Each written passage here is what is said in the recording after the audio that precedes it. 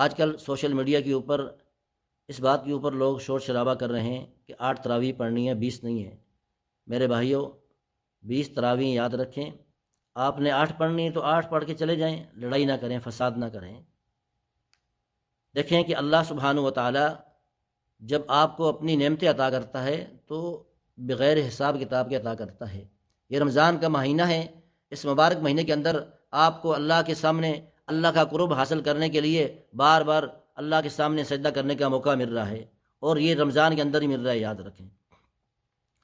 اور آپ کہتے ہیں جی آپ صلی اللہ علیہ وسلم نے 3 دن تراویح پڑھی ہے، تو آپ صلی اللہ علیہ وسلم نے 3 دن پڑھی تو آپ بھی 3 دن پڑھیں، پھر کیوں پورا مہینہ پڑھتے ہیں؟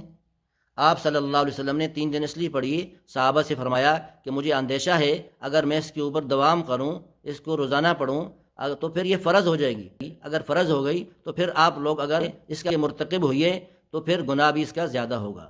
تو آپ صلی اللہ علیہ وسلم سے یہ ثابت ہے کہ آپ صلی اللہ علیہ وسلم نے تراویح پڑھی ہے۔ پھر حضرت عمر رضی اللہ تعالیٰ عنہ نے آ کے جب مسجد نبوی کے اندر آئے، دیکھا کہ مختلف صحابہ 10 20 30 مختلف جگہ پہ کھڑے ہو کر تراویح کی نماز پڑھ رہے ہیں، تو حضرت عمر رضی اللہ تعالیٰ عنہ نے سب کو ایک جگہ پہ جمع کیا اور حضرت کعب رضی اللہ تعالیٰ عنہ کو فرمایا کہ آپ قرآن اچھا پڑھنے والے ہیں، آپ سب کی جماعت کرائیں۔ تو حضرت کعب رضی اللہ تعالیٰ عنہ نے صحابہ کو جمع کر کے تراویح کی نماز پڑھائی۔ حضرت عمر رضی اللہ تعالیٰ عنہ کے زمانے کے اندر بھی یہ نظام چلتا رہا 20 تراویح کا۔ پھر حضرت عثمان کے زمانے کے اندر بھی 20 تراویح کا نظام چلتا رہا۔ حضرت علی کے زمانے کے اندر بھی 20 تراویح کا نظام چلتا رہا۔ آج تک سلف صالحین کا یہی نظام تھا۔ پھر آپ کہیں گے جی حضرت عمر، آپ کو پتہ ہے کہ عمر کون ہے؟ علامہ سیوطی رحمۃ اللہ علیہ تاریخ الخلفاء کے اندر 20 مقامات ایسے لکھے ہیں، فرمایا کہ عمر کی رائے پہ اللہ تعالیٰ نے قرآن مجید نازل کیا۔ چند جھلکیاں میں آپ کے سامنے پیش کرنا چاہتا ہوں۔ آپ عمرہ کرتے ہیں، آپ حج کرتے ہیں، تو مقام ابراہیم کے اوپر آپ نوافل ادا کرتے ہیں۔ وہ کس کی رائے تھی؟ کس کا مشورہ تھا؟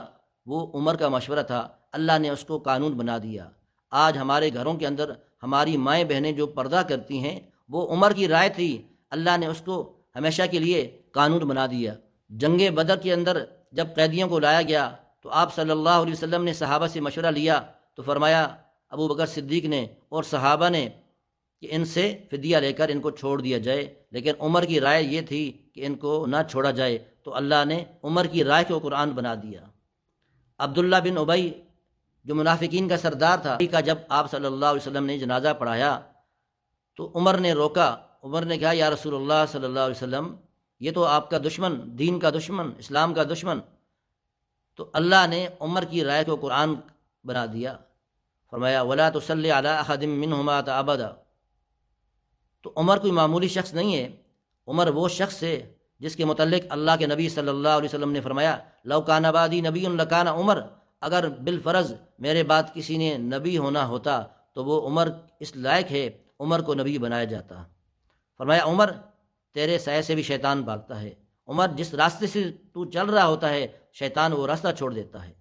تو اس لیے حضرت عمر کی رائے کوئی معمولی رائے نہیں ہے، کوئی معمولی شخص نہیں ہے حضرت عمر۔